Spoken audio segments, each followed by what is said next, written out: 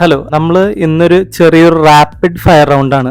അപ്പോൾ കുറച്ച് ചോദ്യങ്ങളൊക്കെ ചോദിക്കും, ഉത്തരങ്ങൾ മാത്രം പറഞ്ഞാൽ മതി. അപ്പോൾ കുറെ ഫോളോവേഴ്സിന് പേഴ്സണൽ കാര്യങ്ങളൊക്കെ അറിയാനായിട്ട് ആഗ്രഹം ഉണ്ടായിരിക്കും. ആദ്യത്തെ ചോദ്യം എന്ന് വെച്ച് കഴിഞ്ഞിട്ടുണ്ടെങ്കിൽ, ഇപ്പോൾ നിങ്ങളുടെ ഇൻസ്റ്റാഗ്രാമിൽ 45,000 ഫോളോവേഴ്സ് ഉണ്ട്, പിന്നെ യൂട്യൂബിലാണെങ്കിൽ 3,000 ഫോളോവേഴ്സ് ഉണ്ട്. എങ്ങനെയാണ് ശരിക്കും ഈ ഇൻസ്റ്റാഗ്രാം സ്റ്റാർട്ട് ചെയ്യാനായിട്ട് കാരണം ഉണ്ടായത്? എന്താണ് കാരണം വെച്ചാൽ പണ്ട് മുതലേ എനിക്ക് ഫോട്ടോഗ്രാഫി ഭയങ്കര ഇൻട്രസ്റ്റ് ഉള്ള ആളാണ്.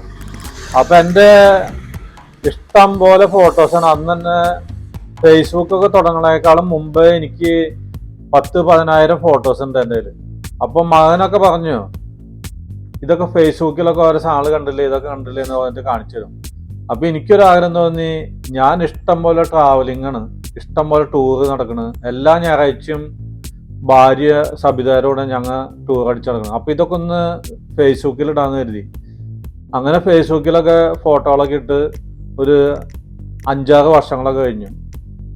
5-6 വർഷങ്ങളൊക്കെ കഴിഞ്ഞപ്പോൾ ഈ ഫേസ്ബുക്കിന്റെ പ്രാധാന്യങ്ങൾ കുറഞ്ഞു. അപ്പോൾ ഓരോരുത്തരൊക്കെ കടയിൽ വന്നിട്ട് പറയും, സൂപ്പർ മാർക്കറ്റിൽ വന്നിട്ട് പറയും, ചേട്ടാ ഇൻസ്റ്റാഗ്രാമിലൊന്നുമില്ല, അതിലൊക്കെ തുടങ്ങി എന്നൊക്കെ പറഞ്ഞു. അപ്പോൾ എനിക്ക് തോന്നി ഇതൊന്ന് തുടങ്ങിയല്ലോ. അപ്പോൾ പലരും പറഞ്ഞു, ഈ ചെറുപ്പക്കാർ പിള്ളേരുകളൊക്കെ പറഞ്ഞു, ഇതൊന്നും കാര്യമില്ല, നിങ്ങളെപ്പോലുള്ള പ്രായമുള്ള വയസ്സായ ആൾക്കാരൊന്നും ഫേസ്ബുക്കാണ് അവർക്ക്, ഇൻസ്റ്റാഗ്രാമിലൊന്നും നിങ്ങൾ തുടങ്ങിയാൽ നിങ്ങളെ ഒരാൾ പോലും മൈൻഡ് ചെയ്യില്ല, ഞങ്ങൾ ചെറുപ്പക്കാരൊന്നും ഇതിൽ നോക്കന്നില്ല, താൻ വേണമെങ്കിൽ തുടങ്ങിക്കോളാൻ പറഞ്ഞു. അങ്ങനെ ഞാൻ വന്നിട്ട് വീട്ടിൽ വന്നിട്ട് മകനോട് പറഞ്ഞു, ഇടാ എന്നെ പിള്ളേരുകളൊക്കെ വെല്ലുവിളിക്കാനുള്ള, വയസ്സായ ആൾക്കാർക്കൊന്നും ഫേസ്ബുക്കാണ്, ഇൻസ്റ്റാഗ്രാമൊന്നും ഇല്ല, ഓരോന്ന് തുടങ്ങി തരാൻ പറഞ്ഞു. എന്നാ ശരി പപ്പ, ഇനി ഞാൻ വരുമ്പോ ഒരു ഇൻസ്റ്റാഗ്രാം തുടങ്ങി തരാം, അതിലങ്ങനെ തുടങ്ങിക്കോ എന്ന് പറഞ്ഞു. എന്നാ ശരി എന്ന് പറഞ്ഞിട്ട് അങ്ങനെ തുടങ്ങിയതാണ്. ഇപ്പൊ നിങ്ങൾ ചെയ്തുകൊണ്ടിരിക്കുന്നത് കൂടുതലും ഈ കൃഷി സംബന്ധമായ വീഡിയോസും കാര്യങ്ങളൊക്കെയാണ് നിങ്ങളുടെ വീഡിയോയില് കാണുന്നത്.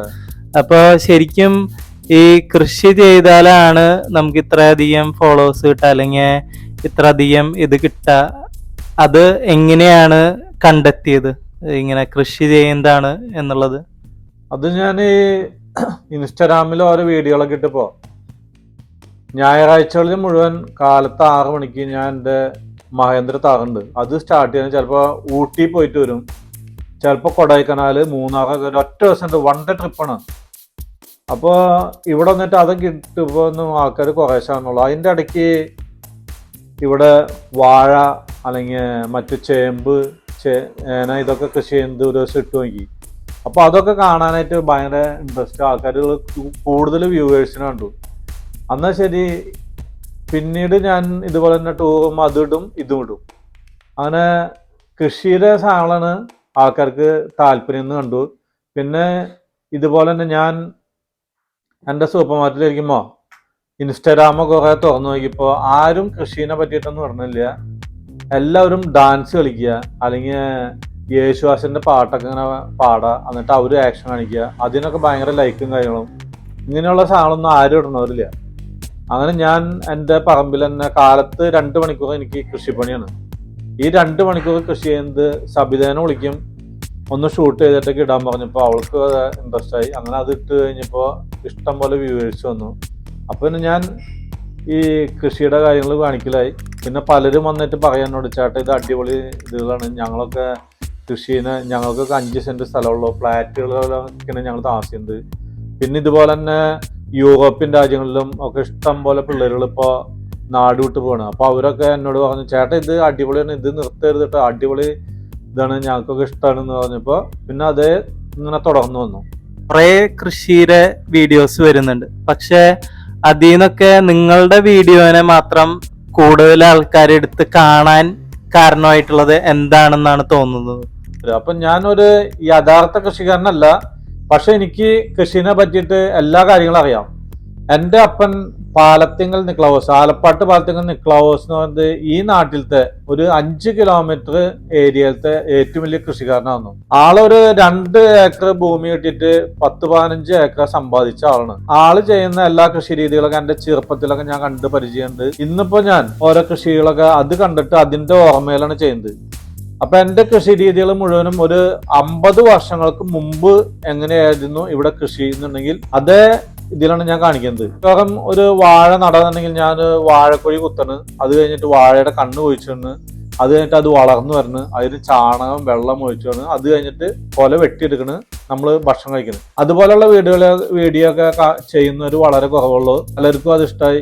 അപ്പോൾ ഓരോ പ്രാവശ്യം ഇടുമ്പോൾ ഞാൻ പിന്നെ വെറ്റില മുറുക്കണ ഒരു വീഡിയോ ഇടാന്നുണ്ടെങ്കിൽ ഞാൻ വെറ്റില കൃഷിക്കാരനായിരുന്നു എൻ്റെ അപ്പൻ. ഇവിടുത്തെ ഈ നാട്ടിലത്തെ ഭയങ്കര കൃഷിക്കാരനായിരുന്നു. ആലക്കുടി ചന്തയിലൊക്കെ ഏറ്റവും കൂടുതൽ വെറ്റില കൊണ്ടു കൊടുക്കുന്ന ഒരാള് എൻ്റെ അപ്പനായിരുന്നു. ഞാൻ പൊടിച്ചെടുക്കുന്നത്. അതുപോലെ തന്നെ എൻ്റെ പറമ്പിൽ ഇഷ്ടം പോലെ അടയ്ക്കാമരുണ്ട്. അപ്പൊ അടയ്ക്ക അങ്ങോട്ട് പൊടിച്ചെടുക്കും. അത് കഴിഞ്ഞിട്ട് നമ്പും അടയ്ക്കും വെറ്റിലൊക്കെ വെച്ചിട്ട് തേച്ചിട്ട് ഈ മുറുക്കണം ഞാൻ നേരിട്ട് കാണിക്കുക.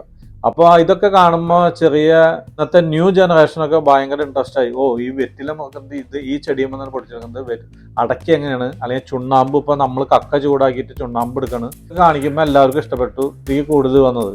അപ്പൊ ശരിക്കും പറഞ്ഞു കഴിഞ്ഞാൽ ഈ വീഡിയോ ഉണ്ടാക്കല് മാത്രമല്ല നിങ്ങളുടെ തൊഴില്, വേറെയും തൊഴില് ചെയ്യുന്നുണ്ട് അല്ലെ? വേറെയും തൊഴിലുണ്ട്. എനിക്ക് സൂപ്പർ മാർക്കറ്റ് ഉണ്ട്.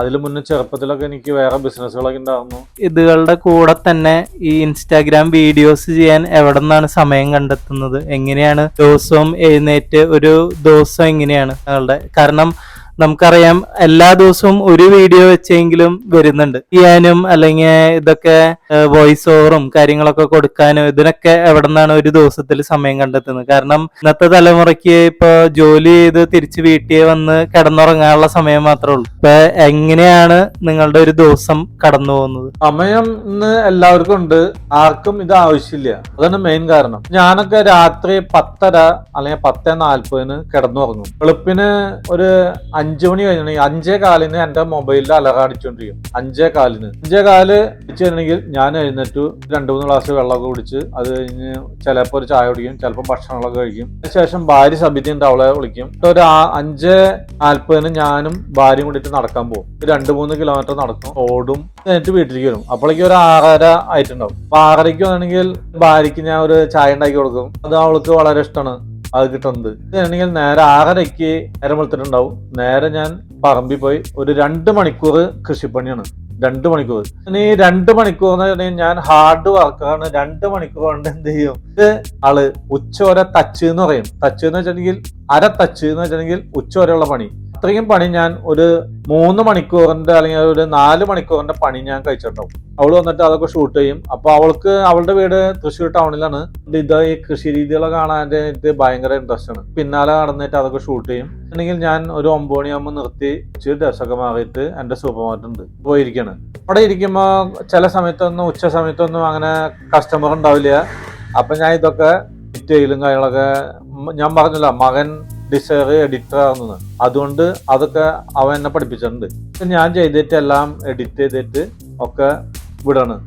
നമുക്ക് എന്താണ് ആഗ്രഹം എന്നുണ്ടെങ്കിൽ എല്ലാം നടത്താനായിട്ട് ഇന്ന് അവർക്ക് ഒരു ബുദ്ധിമുട്ടൊന്നുമില്ല.